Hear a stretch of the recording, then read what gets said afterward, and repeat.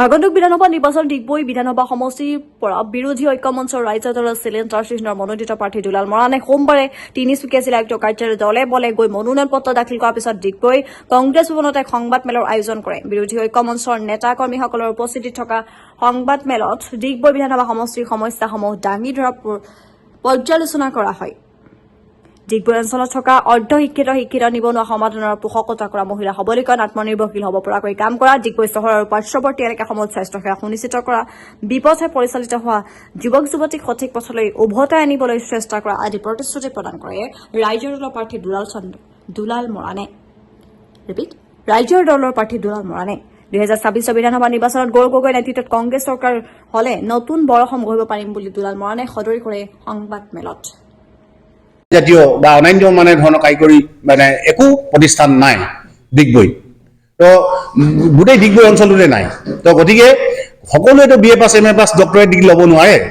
তো গতিকে যিসকল ছাত্ৰ ছাত্ৰীয়ে কাৰিকৰী বিদ্যাৰ অভাৱত তেওঁলোক মানে তাতেই শিক্ষা সাং কৰি পেলাই মানে হ'বলগীয়া হৈছে, আমি কাৰিকৰী মানে বিদ্যালয় স্থাপন কৰি সেই ছাত্ৰ ছাত্ৰীসকলক যাতে স্বাৱলম্বী হ'ব পাৰে তাৰ কাৰণে আমি যত্নবান হ'ম, চেষ্টা কৰিম। আৰু যিখিনি আৰু আপোনালোকে চাব আজি আটাইতকৈ কোঙা কৰিছে আমাৰ মানুহখিনিক, সি টাউনৰে হওক গাঁৱৰে হওক চাহ বাগিচাৰে হওক, সেয়া হ'ল মূল্যবৃদ্ধি। যিটো মূল্যবৃদ্ধিয়ে মানুহখিনিক কোঙা কৰিছে, মানুহখিনিক চেপি আনি মাত্ৰ খাই বৈ মাত্ৰ জীয়াই আছে। তো কিয় হৈছে যে এইখিনি মূল্যবৃদ্ধিৰ কাৰণে হৈছে। গতিকে আমাৰ প্ৰথম কাম হ'ব যে মূল্যবৃদ্ধি আমি কেনেকৈ ৰোধ কৰিব পাৰোঁ।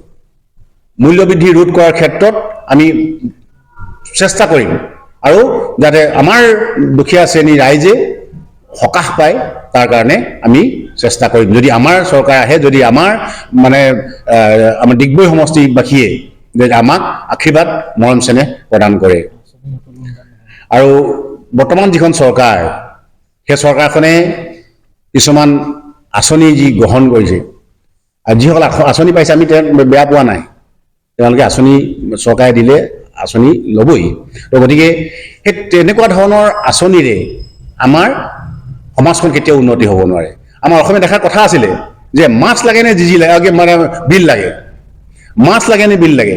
বৰ্তমান চৰকাৰখনৰ যিটো অৱস্থা সেইটো অকল মাছ দি পেলাই ৰাখিছে। আমাক যদি সদায় যদি 1 পোৱা মাছ দৰকাৰ হয়, আমাক 1 পোৱা মাছ দি পেলাই ৰাখিছে। আমাৰ আঁচনিবিলাক হ'ব যে আমি 1 পোৱা মাছ আমাৰ নিজে প্ৰডাকশ্যন কৰি পেলাই 1 পোৱা মাছ খোৱাৰ উপৰিও আৰু আমি মাছ daily 1 KG 2 KG 5 KG 10 KG বিক্ৰী কৰি পেলাই আমি কেনেকৈ স্বাৱলম্বী হ'ম, তাকে আমি কৈছোঁ যে আমি এনেকুৱা ধৰণৰ আঁচনিও আমাৰ পৰিকল্পনা আছে আৰু আমি ইতিমধ্যে সেই কথাবিলাক আমি যুগুতাইছোঁ। তো গতিকে আমাৰ চৰকাৰ আহিলে গতিকে সেইবিলাকো আমি মানে যত্নবান হ'ম, সফল হ'বলৈ আমি চেষ্টা কৰিম। তো কথাখিনি যিবিলাক কথা আমি মহিলা সবলীকৰণত আমি গুৰুত্ব প্ৰদান কৰিম। মহিলাসকলে যাতে ঘৰতে বহি তেওঁলোকে স্কিল ডেভেলপমেণ্ট কৰি ঘৰতে যাতে ক্ষুদ্ৰ উদ্যোগ কৰি পেলাই বিভিন্ন ধৰণৰ ফাৰ্ম, ক্ষুদ্ৰ ফাৰ্ম, যিসকলৰ সামৰ্থ্য থাকিব বৃহৎ ফাৰ্ম কৰি পেলাই যাতে তেওঁলোকে মহিলাবিলাকেও কেনেকৈ আত্মনিৰ্ভৰশীল হ'ব পাৰে। তো এই কথাবিলাকো আমি যত্ন কৰিম।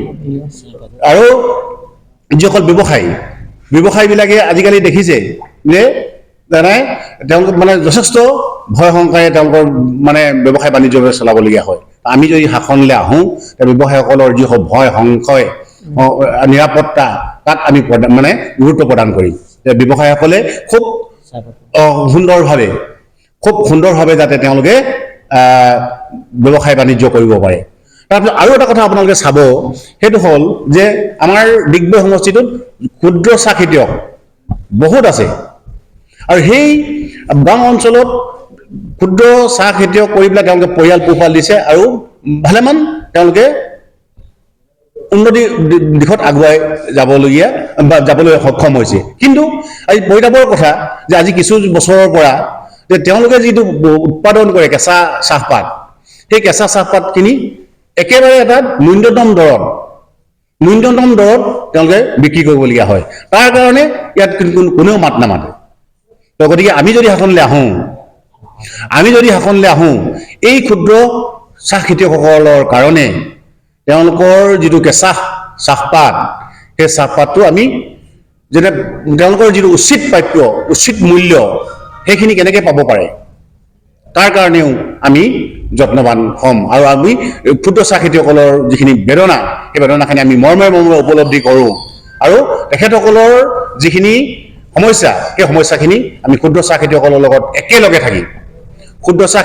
একেলগে থাকি আমি তেওঁলোকৰ যিখিনি সমস্যা সেই সমস্যাখিনি সমাধান কৰিবৰ কাৰণে আমি যত্নবান হ'ম তো এনেকুৱা ধৰণৰ বহুত পৰিকল্পনা আমাৰ আছে মই আকৌ এবাৰ আকৌ মানে হেৰি কৰিছোঁ যে আমাৰ যিসকল ছাত্ৰ ছাত্ৰী আছে আপোনালোকে চাব যে ইয়াত কাৰিকৰী বিদ্যালয় মানে ITI জাতীয় বা অন্যান্য মানে ধৰণৰ কাৰিকৰী মানে একো